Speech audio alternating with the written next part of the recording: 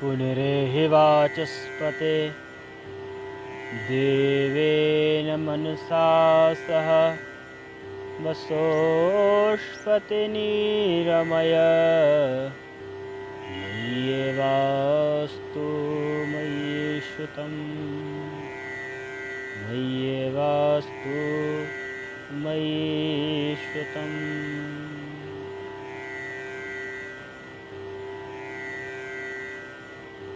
आइए सभी जो हमारे चैनल से जुड़े हुए जो अध्यात्म की यात्रा में साथी हैं, सभी को नमस्कार करते हुए मैं एक नई वीडियो के साथ आपसे फिर मुलाकात कर रहा हूँ। जैसे कि माँ गंगा पतित पावनी तरंगिणी के साथ जो अपनी छठा बिखेरी हुई मेरे पृष्ठ भाग में वाम भाग में माँ गंगा का दर्शन करते हुए मैं एक नया विषय आज आप लोग के साथ लेकर के आया हूँ कि संत की, महापुरुषों की कृपा और आशीर्वाद कैसे प्राप्त करें, कैसे प्राप्त हो उन महापुरुषों का आशीर्वाद। वास्तव में हम अपने अपने जीवन में अगर विचार करें कि हम जितने भी साधक हैं, संत हैं, महापुरुष हैं, उनसे खूब अपेक्षाएं करते हैं। अच्छी बात है अपेक्षाएं करना, लेकिन क्या कभी विचार करते हैं कि हम उसके योग्य हैं क्या, या फिर जिस प्रसाद की अपेक्षा कर रहे हैं, जिस आशीर्वाद की अपेक्षा कर रहे हैं, उस आशीर्वाद को लेने के लिए क्या हमारे पास पात्र है। आइए एक दृष्टांत के माध्यम से हम समझते हैं। एक बार की बात है, महात्मा बुद्ध के पास एक सेठ आए। सेठ मतलब धनवान व्यक्ति। उन्होंने प्रणाम किया, दंडवत किया और खूब सारा उनके पास कुछ भेंट लेकर के आए, दिया भगवान बुद्ध को। लेकिन बुद्ध जैसे बैठे थे वैसे बैठे रह गए। उन्होंने कुछ उत्तर नहीं दिया। एक बार हुआ, दो बार हुआ, आखिर उसके मन, उस सेठ के मन में आ गया कि बताओ ये आशीर्वाद ही नहीं देते, इनका आशीर्वाद कैसे प्राप्त करें।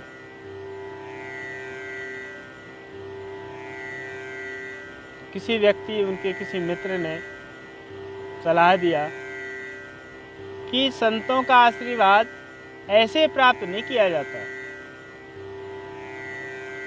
संतों को अपने यहाँ बुलाइए, महात्माओं को अपने यहाँ बुलाइए, निमंत्रण दीजिए, बढ़िया सुंदर सुंदर व्यंजन, स्वादिष्ट व्यंजन बनवाइए, उसके बाद उनसे आशीर्वाद प्राप्त करिए।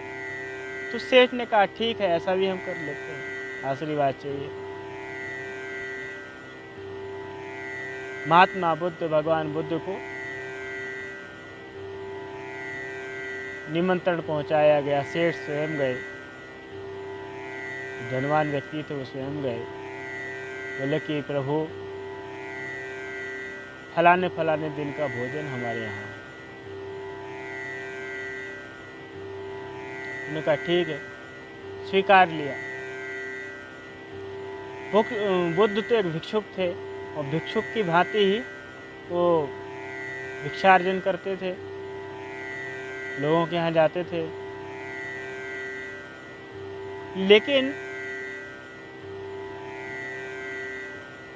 जब भिक्षा लेने की बारी आई, क्योंकि सेठ ने तो बड़ी स्वादिष्ट, क्योंकि उनके मित्र ने कहा था अगर आपको आशीर्वाद अगर पाना है महापुरुषों का, संतों का, तो बढ़िया उनको स्वादिष्ट स्वादिष्ट व्यंजन माने खीर बनवाइए। क्योंकि खीर की तो बात ही क्या, तो हमारे इतिहास में उसका बहुत महत्व है। बढ़िया मेवा मिष्ठान डाल करके उसने खीर बनवाई हुई थी। तो बुद्ध को जब भिक्षा की बारी आई, बुद्ध ने अपना भिक्षा का पात्र आगे बढ़ाया तो उसमें कुछ गंदगी लगी हुई थी।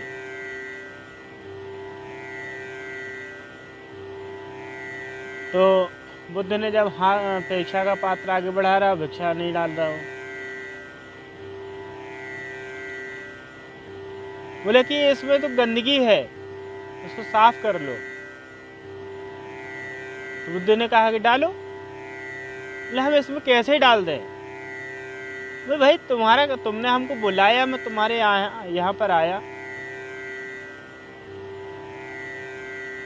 बुद्ध ने कहा कि तुमने हमको बुलाया, मैं तुम्हारे यहाँ पर आया,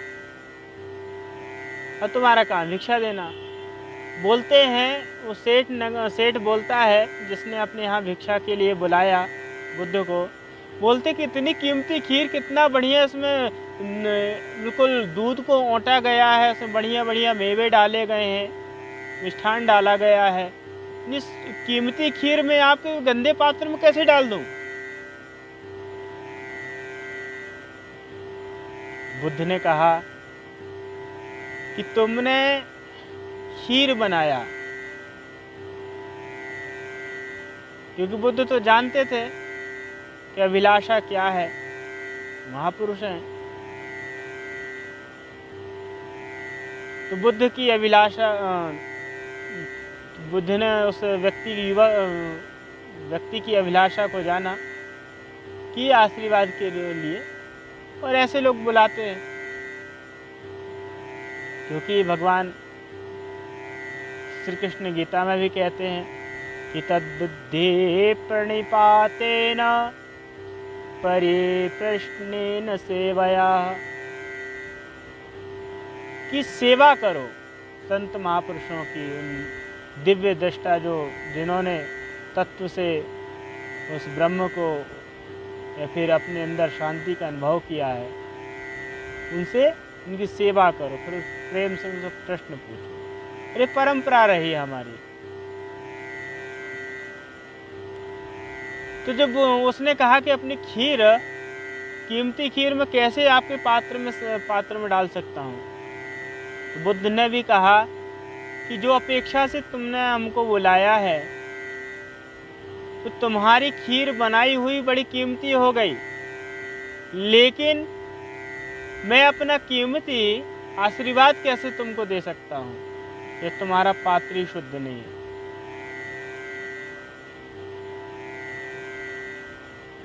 पात्र शुद्ध होने का मतलब कि आशीर्वाद के लिए भी मनुष्य को पात्र बनना पड़ता है। संतों का आशीर्वाद, महापुरुषों का आशीर्वाद उन्हीं को मिलता है जो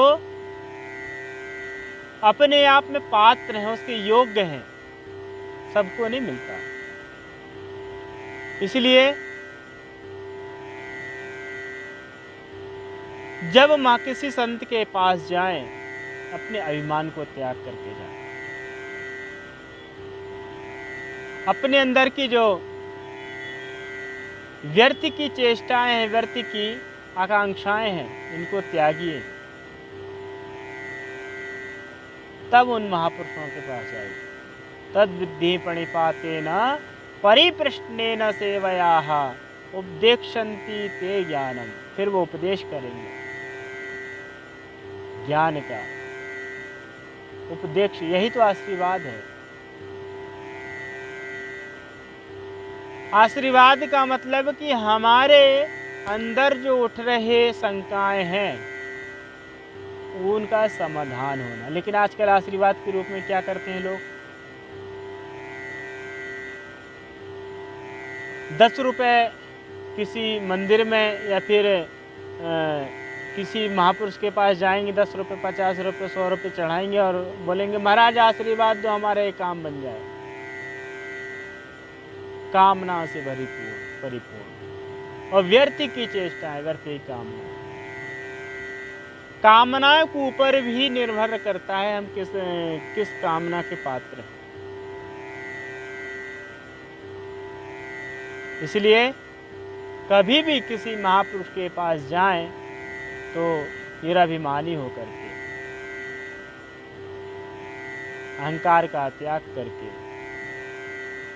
लोभ का त्याग करके, ईर्ष्या का त्याग करके, छल का त्याग करके, कपट का त्याग करके, तब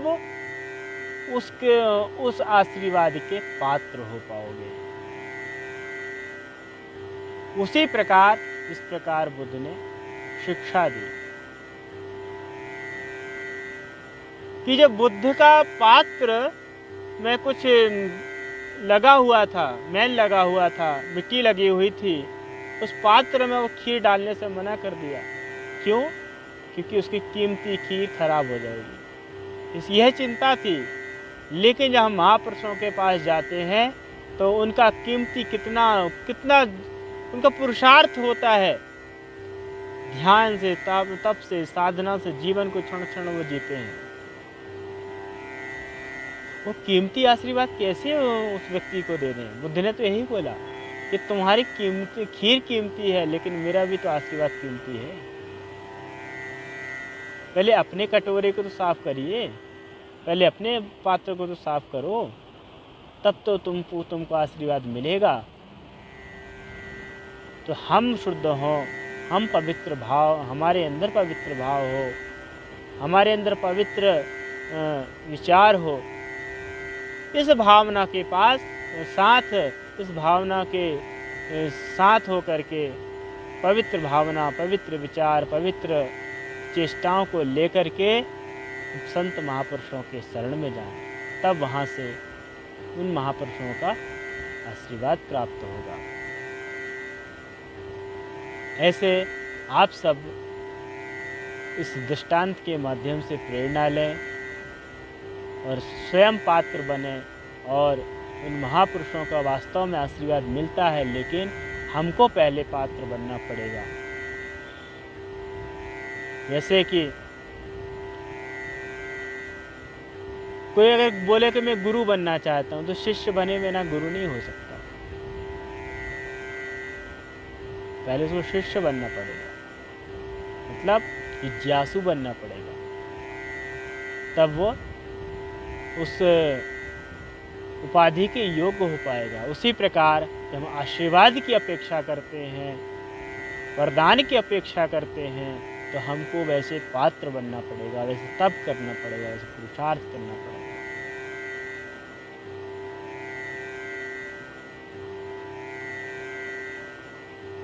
उसी भाव के साथ मैं सबसे